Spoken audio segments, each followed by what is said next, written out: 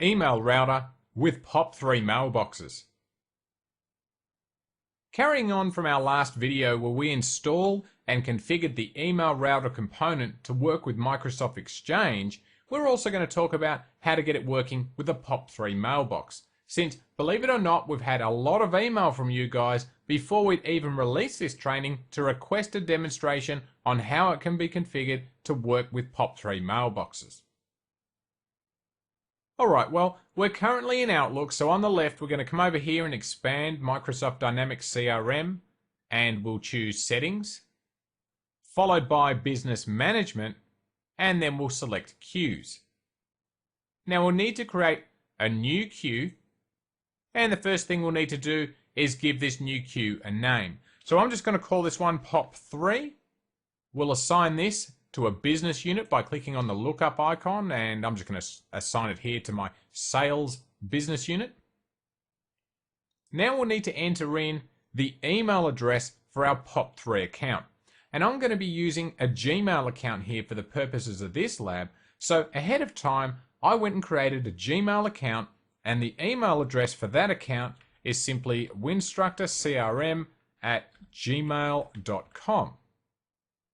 Now over here on the right, I'm going to set the owner of this to the domain administrator account, which is myself, and we'll click on OK. We can also enter in a description for this queue as well if we like, but I'm not going to worry about that for now. Now we can see that the default here is to convert all email messages that we pull from our POP3 mailbox into activities, but we can choose only email messages that are a response to CRM email, or only emails that are coming from CRM leads, contacts, and accounts. So I'll leave the default here at all email messages. And now for our incoming email, we'll need to set this to email router, and we won't worry ourselves right now with outgoing mail, since we can have our outbound mail handled by what other mechanism CRM is configured for, which is CRM for Outlook by default when people pick up their emails from within CRM. So at the top, we'll click on Save and Close. Alright, well I've just switched over to my Exchange server where my email router is installed, so we're going to click on Start. We'll select All Programs, Microsoft Dynamics CRM Email Router, and then we'll launch the Configuration Manager. Now on our first tab, Configuration Profiles, we'll come over here to the right and we'll click on the New button, and then we'll configure an incoming email profile. So firstly, we'll need to give this profile a name, so I'm going to call it Gmail POP3. And the direction here should be left at incoming, since we'll be pulling email from Gmail and then bringing it into CRM. Now for our email server type, we're going to change it from its default of Exchange to POP3. And we'll set the authentication type to clear text. And then we'll need to enter in the details for the POP3 server. And for Gmail, that's simply pop.gmail.com. And we're also going to check the box here to use SSL, since with Gmail that's a requirement. So if you're using Gmail like I am, make sure that you check this box.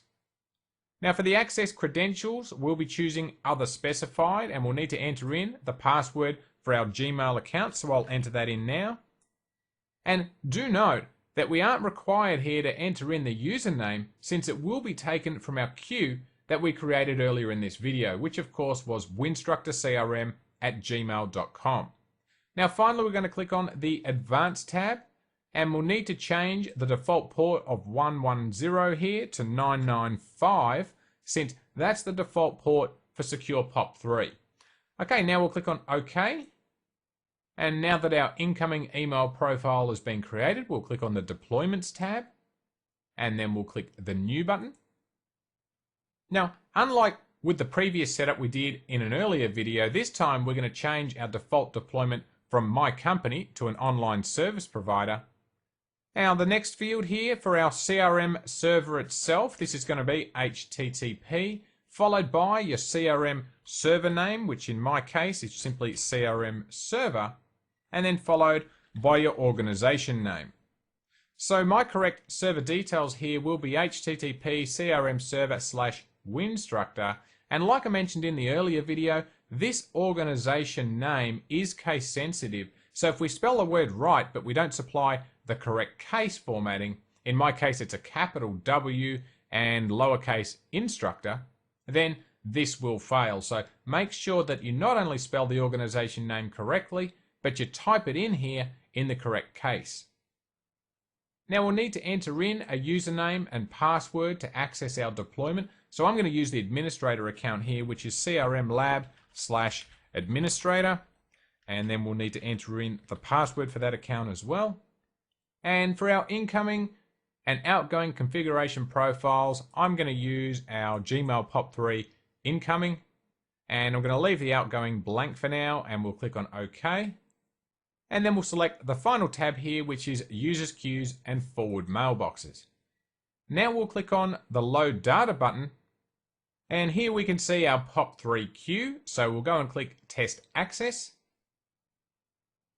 And we can see here that our test has succeeded. So we'll click on Close, and finally we can click on the Publish button. All right, now let's go and fire up Internet Explorer, and we'll navigate to our CRM server.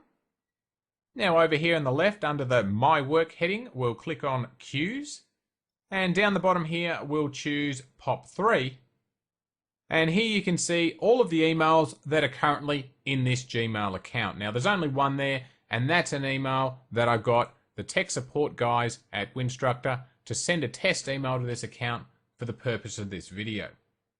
So as you've seen, working with the email router so it can access a POP3 mailbox and then bring those emails into CRM isn't all that difficult to do, but it does take a little bit of work to get things going. So we hope you enjoyed this video and would like to thank you for supporting Winstructor.